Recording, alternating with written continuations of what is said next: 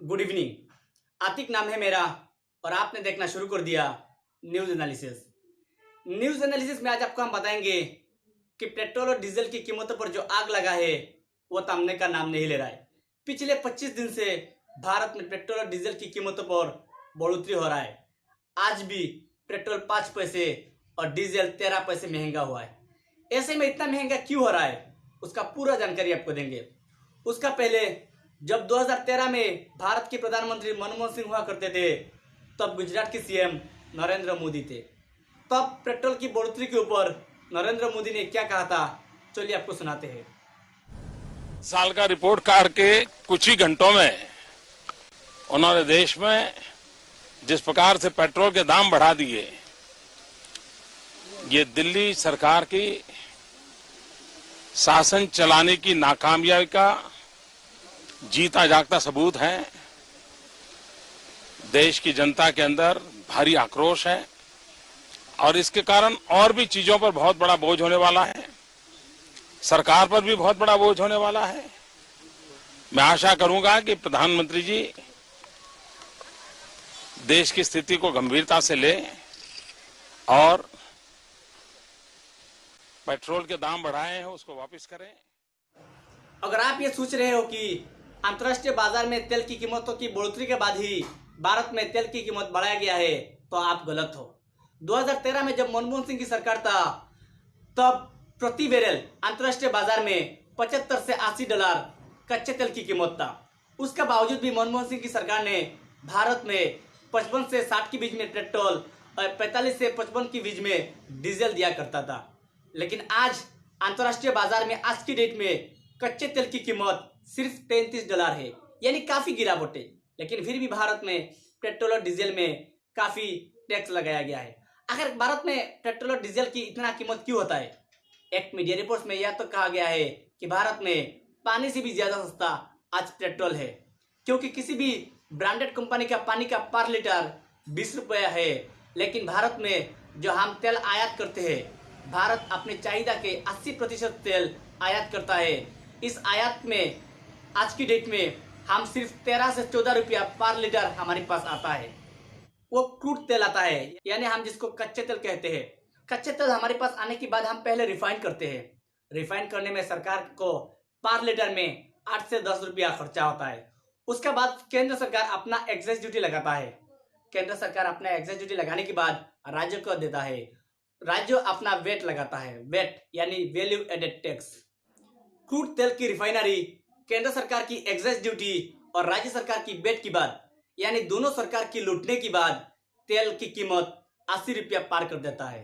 ये महंगाई काफी है। ऐसे में आम जनता के लिए काफी तकलीफ होता है, क्योंकि आम जनता तेल से जुड़े होते हैं। पंप चलाने, ट्रांसपोर्ट करने या फिर किसी भी चीज में आजकल तेल की व्यवहार होता है। ऐसे में सबसे ज्यादा अगर किसी को मार है तो वह मध्यम और निम्न वर्ग के लोगों की है। ऐसे में सरकार को उसमें सोचना चाहिए। यूपीए सरकार के दौरान जब तेल में बढ़ोतरी हुआ था तब बीजेपी के तमाम लोगों ने प्रोटेस्ट किया था। सोशल एक्टिविस्ट से लेकर बाबा रामदेव तक तो किसी ने पीछा नहीं छोड़ा था। सब ने जाकर प्रोटेस्ट किया था। सबसे ज्यादा अगर किसी ने प्रोटेस्ट किया था तो वो स्मृति ईरानी था। स्मृति ईरानी ने यह कहा था कि ये आम जनता के लिए महंगाई की मार है और सरकार ये खास तौर पर महंगाई को इसीलिए बढ़ा रहा है क्योंकि आम जनता को मारना चाहता है। लेकिन आज की डेट में 80 रुपया पार कर दिया पेट्रोल, लेकिन स्मृति ईरानी खामोश है। 60 रुपया में जब क्रॉस कर दिया था कांग्रेस के समय में तब उनको यह प्रोटेस्ट करना जरूरी था आम जनता के लिए। लेकिन आज जब 80 क्रॉस कर दिया तो उनको आज प्रोटेस्ट करने की कोई जरूरत नहीं लगता है, क्योंकि अब उनको लगता है कि वो खास हो गया है। अब उनको आम जनता के लिए कोई चिंता नहीं है। सबसे खास बात तो है, बाबा रामदेव ने यहाँ तो कहा था कि अगर बीजेपी की सरकार आता है तो पेट्रोल की कीमत 40 से 50 के बीच में होगा। ऐसे में आप बीजेपी की सरकार लाइए। लेकिन 2014 में जब परिवर्तन आया था, इस परिवर्तन ने बीजेपी के भारी बहुमत लिया था और 2019 में फिर जब भारी बहुमत से जीता। लेकिन आज भारत की तेल की कीमत आसमान छू रहा है। इतिहास में पहली बार भारत में इतना कीमत पर जा रहा है। लेकिन सारे एक्टिविस्ट, बाबा रामदेव, स्मृति ईरानी जैसे लोग, प्रकाश जावड़ेकर जैसे लोग खामोश है, क्योंकि अब उनको लगता है कि उसके बारे में प्रोटेस्ट नहीं करना चाहिए। एक मीडिया रिपोर्ट्स की रिपोर्ट में यह बताया गया है कि सिर्फ 2012 के साल में ही भारत ने 108 अरब डॉलर की तेल आयात किया था। आप समझिए, 108 अरब डॉलर। उसके हिसाब से अगर पिछले 12 महीने में अगर हम हिसाब लगाए तो ऐसा लगता है कि सिर्फ 61 अरब डॉलर हमें 80% तेल आयात करने में खर्चा हुआ, यानी लगभग हमें 47 अरब डॉलर बच गया। उसके बावजूद भी तेल में बढ़ोतरी हो रहा है। 108 अरब डॉलर खर्चा करने के बाद भी 60 के बीच में तेल था, लेकिन आज 80 पार कर दिया। ऐसे में आम जनता के लिए यह काफी कष्टदायक है। भारत की मीडिया सबसे ज्यादा किसी चीज से अगर परेशान होता है तो वो पाकिस्तान है, और होना भी चाहिए। पड़ोसी अच्छा नहीं है तो अच्छी बात करना भी नहीं चाहिए। पाकिस्तान में जब आटे की कीमत और चावल की कीमत जब बढ़ती हुआ था, तो अब भारत की मीडिया ने चिल्ला चिल्ला कर कहा था कि पाकिस्तान कंगाल हो गया, पाकिस्तान बर्बाद हो गया, पाकिस्तान लूट गया, पाकिस्तान मिट गया, क्योंकि पाकिस्तान अपनी जनता को मार रहा है।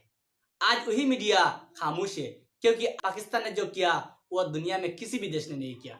पाकिस्तान में आखिर क्या किया, वीडियो देखिए। उसके बाद हमने पूरी कोशिश की है कि लोगों के ऊपर कम से कम बोझ इन मुश्किल दिनों में पड़े। तो मैं आपको ये बताना चाहता हूँ कि जो हमने पेट्रोल और डीजल और ये केरोसिन ऑयल की जो हमने कीमतें कम की हैं, ये इस वक्त हम सारे बर्रे सगीर के अंदर सबसे कम पेट्रोल और डीजल की कीमत पाकिस्तान में है। मैं सिर्फ आपको ये बताना चाहता हूँ कि हमने एक महीने के अंदर 30 रुपए हमने पेट्रोल की कीमत कम की है। पहले हमने 15 रुपए कम की थी, अब फिर हमने 15 रुपए पेट्रोल की कीमत कम की है। तो एक महीने में 30 रुपए सिर्फ पेट्रोल की कीमत कम की है। डीजल की कीमत पहले हमने 15 रुपए कम की थी, अब 27 रुपए हमने कम की है। तो पूरी 42 रुपए डीजल की कीमत कम की है। याद रखें कि डीजल वो फ्यूल है जो इस्तेमाल करते हैं, जो हमारे ये किसान अब कटाई का वक्त है, गंदम की कटाई का, तो किसान भी इसको इस्तेमाल करते हैं, ट्रांसपोर्ट में ये इस्तेमाल होते हैं। इसका असर सारी जगह पे जाता है। पाकिस्तान सरकार ने अपने देश की जनता के लिए जो किया है वो वाकई तारीफ करने वाला है। दरअसल भारत में हर जगह पेट्रोल और डीजल की एक ही कीमत नहीं है, क्योंकि राज्य सरकार अपनी अलग अलग वेट लगाने की वजह से अलग अलग प्राइस होता है। लेकिन भारत में ऐसा एक कानून है जिस कानून के तहत आप उस गुड्स को उसमें इंक्लूड कर सकते हो जिसमें पूरे देश में एक ही प्राइस में मिलेगा, जिसका नाम है GST, यानी गुड्स एंड सर्विस टैक्स।